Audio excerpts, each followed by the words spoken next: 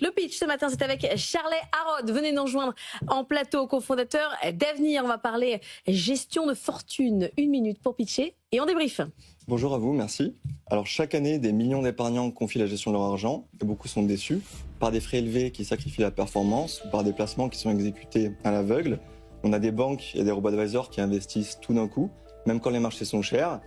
Et justement, ça peut coûter gros pour l'épargnant final qui place des montants significatifs, comme on peut le voir dans le contexte de correction boursière actuelle.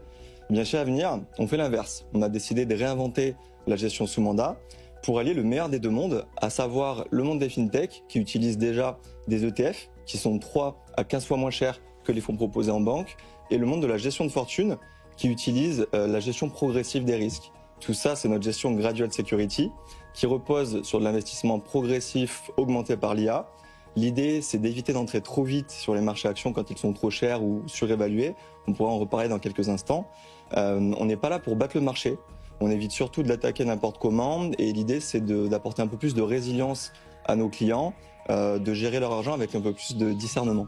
Voilà pour le pitch. Alors, c'est super sur le papier, mais alors moi j'ai quand même appris que tout conseil ça se paye. C'est-à-dire qu'à un moment donné, si vous voulez de la vraie gestion de fortune avec du vrai conseil, il faut payer. Vous dites je fais des frais réduits et en même temps je vous apporte quasiment un conseil de gestion de fortune. A priori dit comme ça, c'est pas possible.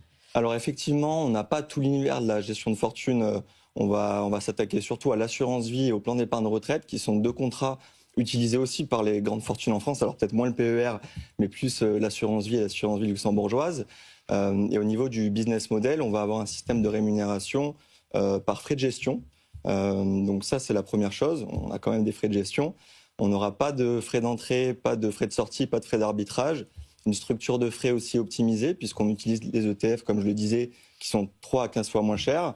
Après, par rapport à la gestion de fortune, effectivement, on n'a pas le même dispositif humain, on n'a pas les mêmes experts qui vont graviter autour de nous. Et c'est là qu'intervient l'IA, c'est que ça nous permet d'automatiser pour des milliers de porteurs qui n'ont pas forcément 5 millions d'euros à investir, des standards de gestion du risque, d'analyse de valorisation qu'on retrouve un peu en gestion de fortune.